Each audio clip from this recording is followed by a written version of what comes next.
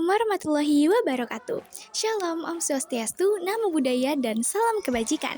Halo semuanya, perkenalkan nama saya Novela Putri Sabria dengan NPM 2506532712 dari Prodi Manajemen Bisnis Pariwisata Universitas Indonesia.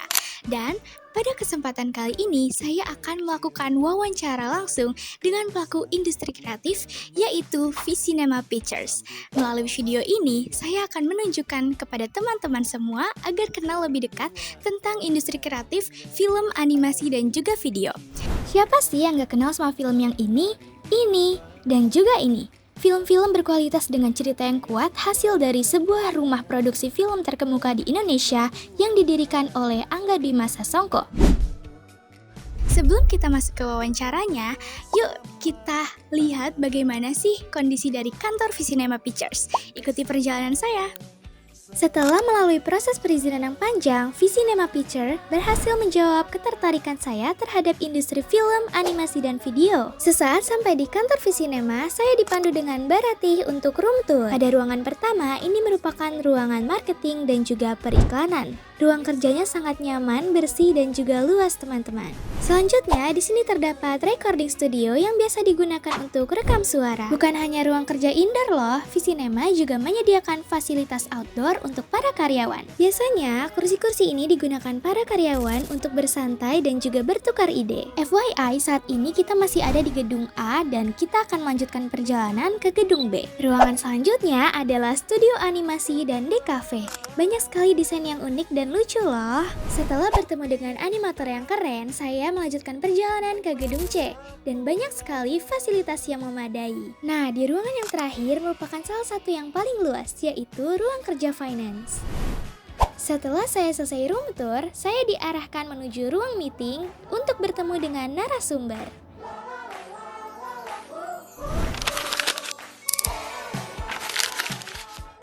Halo, selamat siang Bapak. Perkenalkan kembali, saya Novela Putri Sabria, mahasiswi Manajemen Bisnis Pariwisata Universitas Indonesia. Dan saat ini saya sedang melakukan observasi untuk menyelesaikan tugas UAS dengan subsektor industri kreatif, film, animasi, dan juga video. Nah, terima kasih saya ucapkan kepada Bapak untuk meluangkan waktunya kali ini nih. Jadi mungkin Bapak bisa perkenalkan diri juga nih. Ya, perkenalkan nama aku Wisnu Dwi Prasetyo. Kalau di sini jabatannya sebagai Organization Development Manager. Oke, baik. Ini dengan Pak Wisnu ya teman-teman. Mungkin kalau kita sudah penasaran nih sama apa sih Visinema Pictures dan lain-lainnya, mari kita langsung lanjut aja ke interviewnya. Oke nih Pak, untuk pertanyaan pertama, gimana sih menurut Bapak definisi industri kreatif khususnya di sektor film, animasi, dan video nih? Boleh diceritakan secara singkat? Kalau di industri kreatif ya, khususnya di production house yang kami nyebutnya adalah IP company. Jadi bukan sekedar kita membuat film dan video dan juga animasi seperti itu, tapi kita meng-create intellectual property apa sih yang bisa kita jual ataupun yang bisa kita tawarkan ke audiens kita seperti itu. Jadi ketika kita mengeluarkan sebuah IP gitu ya, misalnya Jumbo nggak akan hanya berhenti di film animasinya aja, tapi juga nanti akan dikembangkan ke berbagai IP yang lainnya, mungkin seperti yang mungkin udah tahu ya, mungkin ada Toys, kemudian lagunya juga udah ada, dan tidak ada merchandise yang lainnya yang nanti akan kita rilis. Baik teman-teman, keren banget ya. Jadi bukan cuma animasi aja, tapi dikembangkan dengan yang lainnya seperti merchandise juga nih. Untuk pertanyaan selanjutnya, gimana sih sejarah berdirinya Visinema ini? Mungkin bisa diceritakan juga. Iya. Sejarah berdirinya Visinema didirikan oleh Mas Angga gitu ya, Angga Dwi Masa Songko sekitar tahun 2008 gitu ya. 2008 berawal dari garasi kecil gitu ya, yang mungkin hanya ada 2 komputer gitu ya, terus 1 meja yang mungkin kita abadikan di tadi pintu masuk, ada pintu di situ. Nah itu tuh kayunya dari meja awal pertamanya di sinema seperti itu mungkin yang jadi sejarahnya. Nah seiring berjalannya waktu, film pertamanya Visinema ya, bukan film pertamanya Mas Angga ya. Kalau Mas Angga film pertamanya Hari Untuk Amanda, kalau Visinema itu ada yang namanya Cahaya dari Timur, yang pada tahun 2014 tuh diganjar di film terbaik festival film Indonesia seperti itu. Terus ini sekarang udah berapa tahun ya? Ya sekitar 17-an tahun ya gitu ya. Visinema berdiri, ya kita udah mengeluarkan berbagai film yang box office, ya Jumbo nomor 1 di Indonesia seperti itu. Terus kemudian juga ada beberapa film yang mungkin jadi benchmark baru di Indonesia seperti Mencuri Raden Saleh, 13 Bom di Jakarta, dan mungkin IP Keluarga Cemara juga semuanya juga pernah tahu gitu. Terus nanti kita cerita tentang hari ini tentu filosofi kopi yang mungkin jadi awal mula tren kafe-kafe di Indonesia. Wow, keren banget teman-teman. Aku kagum banget, apalagi kayak film-film yang disebutin tadi adalah film-film terbaik Indonesia ya. Apalagi yang lagi rame banget ya, Jumbo ya Pak, keren banget jujur. Terus tapi film favorit aku tuh yang Mencuri Raden Saleh loh Pak, karena alurnya tuh keren banget. Jadi itu salah satu favorit aku banget. Oke teman-teman, mungkin kita mau lanjut nih untuk ke pertanyaan selanjutnya, yaitu gimana sih perbandingan dengan production house lain nih, atau keunikan dari Visinema dalam memproduksi cerita, sinematografi maupun penyampaian cerita lokal kepada penonton? Mungkin pada dasarnya orang semua bisa bikin film gitu ya. Cuma mungkin atau aku nggak tahu ya, maksudnya di production house apakah juga melakukan hal yang sama. Tapi kita itu invest ke karakter yang ada di filmnya. Invest itu maksudnya gimana kita mendevelop karakter-karakter yang di dalam cerita filmnya itu secara penulisan itu bisa menggerakkan ceritanya seperti itu. Bener banget sih, karena kalau misalnya dari karakternya udah hidup tuh pasti dari alurnya juga kerasa banget teman-teman ditonton, keren banget sih. Betul, makanya kalau dilihat gitu ya, film-film di sinema itu pasti spin off-nya ada dari karakter-karakternya. Story of Kale, Story of Dinda, Arini, dan sebagainya. Setuju banget teman-teman. Nih mungkin Pak, dari materi yang saya pelajari sendiri itu kan disebutkan ya ada tantangan dari industri kreatif yang meliputi sumber daya manusia, ada pendanaan, regulasi, hingga pemasaran nih. Nah menurut Bapak sendiri tantangan apa sih yang paling kerasa bagi Visinema saat ini dan bagaimana cara perusahaan ini mengatasinya? Oke, satu-satu dulu kali ya. Boleh banget. Kalau sumber daya manusia seperti itu ya, mungkin berapa persennya ya, aku nggak bisa nyebutin angkanya, mungkin lebih besar dari 70% itu tuh talent film kami itu mungkin tidak mengenyam pendidikan formal untuk film, jadi mereka memang based on experience seperti itu. Nah, gimana caranya link and match di perguruan tinggi misalnya ya, yang lulusan film itu juga bisa langsung sih terjun ke industri filmnya seperti itu. Yang terjadi adalah mungkin kalau lulusan perguruan tinggi itu teman-teman mahasiswa itu kan pengennya di produser, director, dan juga mungkin sedikit di penulisan skenario. Tapi sebenarnya kan bisa juga di divisi-divisi yang lain seperti art, wardrobe, dan sebagainya. Itu kan juga kita butuh seperti itu. Jadi untuk divisi-divisi itu sih mungkin nggak banyak talent yang bisa kita hire seperti itu. Kalau dari sisi regulasi gitu ya, film di bioskop, film yang diproduksi itu sangat amat banyak, tapi yang ditayangkan di bioskop itu terbatas sekali. Layar kita juga masih terbatas sekali, sehingga masing-masing production house itu harus berstrategi untuk bisa filmnya tayang di bioskop seperti itu.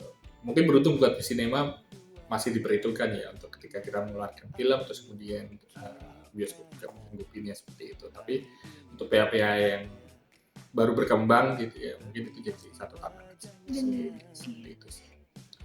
Satu lagi apa tadi? Satu lagi mungkin kita bisa tanyakan tentang ininya Pak, pendanaan. Pendanaan ya, berarti iklim investasi ya sebenarnya sih banyak sekali gitu. Tapi lagi-lagi film yang diproduksi di Indonesia itu banyak banget gitu, sehingga saya tahu sih, maksudnya investor tuh juga harus bagi-bagi, harus pilih-pilih film mana nih yang kayaknya potensial buat bisnis seperti itu. Sehingga kita selain juga cari sponsor, selain kita juga meng-approach atau mendekati investor existing, kita juga ekspansi juga untuk investor-investor baru di dunia perfilman. Oke, berarti tantangan yang selama ini ada tuh bisa teratasi ya Pak sejauh ini dengan solusi yang tadi sudah dikerahkan seperti itu. Mulai dari SDM, mulai dari pendanaan dan regulasi itu dari Visinema sendiri sudah bisa menyelesaikan permasalahan atau tantangan tersebut teman-teman. Nah mungkin aku melanjut lagi untuk pertanyaan selanjutnya. Gimana sih cara kan beberapa saat ini kan sudah banyak platform streaming video pendek seperti tren TikTok dan lain-lain. Bagaimana Visinema ini tuh menyesuaikan strategi distribusi serta strategi pemasarannya nih Pak.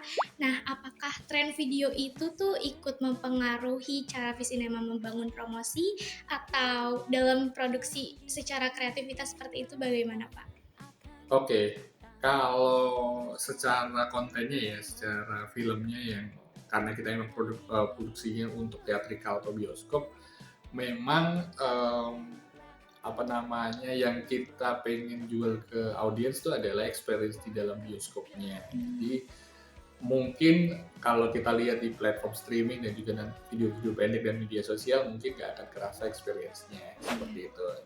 Nggak akan sama ketika kita lihat filmnya di layar lebar dengan fasilitas audio yang memadai dan sebagainya, itu akan beda tentunya. Cuma yang tadi kamu sebutkan itu tuh buat kami adalah supaya kita tetap relate sama zaman. Jadi gimana kita mempromosikan filmnya melalui medium-medium itu. Setidaknya orang-orang tahu film-film kami yang sedang tayang itu tuh di media sosial dan sebagainya seperti itu. Tapi lagi-lagi kadang kan orang Indonesia nungguin di platform streaming ini gitu. Ya mungkin bisa gitu, tapi secara experience akan berbeda sekali ketika kita melihat filmnya langsung di layar bioskop. Betul banget teman-teman, setuju. Karena biasanya yang saya lihat ada beberapa potongan orang nonton ya atau mereaction di bioskop itu seperti apa. Menurut saya itu jadi promosi sih, kayak bikin orang penasaran nih mau nonton film terbarunya Visinema apa. Karena dari yang kemarin film Jumbo juga banyak banget yang reaction ya di TikTok yang saya lihat, dan itu bikin saya penasaran sih. Karena dari lagunya pun itu menarik banget, kayak banyak maknanya ya di film itu. Jujur keren banget sih Pak. Oke, mungkin ini pertanyaan penutup nih teman-teman dari saya, dan pertanyaan adalah apa pesan atau ada nggak sih saran dari Bapak nih gimana caranya mahasiswa yang ingin terjun ke dunia industri kreatif baik sebagai penulis, kreator ataupun animator di industri film, animasi dan video. Oke, buat teman-teman mahasiswa ya, mumpung masih tahap belajar gitu ya, jadi perbanyak karya-karyanya, karena jujur di industri itu kita ngelihatnya bukan, lagi-lagi ya tadi ya, lebih dari 70% kru kita itu pendidikan formilnya bukan film seperti itu, dan juga bidang yang terkait gitu, tapi justru mereka based on experience. Jadi kita ngelihatnya portofolionya teman-teman, jadi perbanyak portofolionya teman-teman. Kalau ada tugas dikerjainnya bukan hanya untuk memenuhi tugas, tapi juga siapa tahu bisa berguna.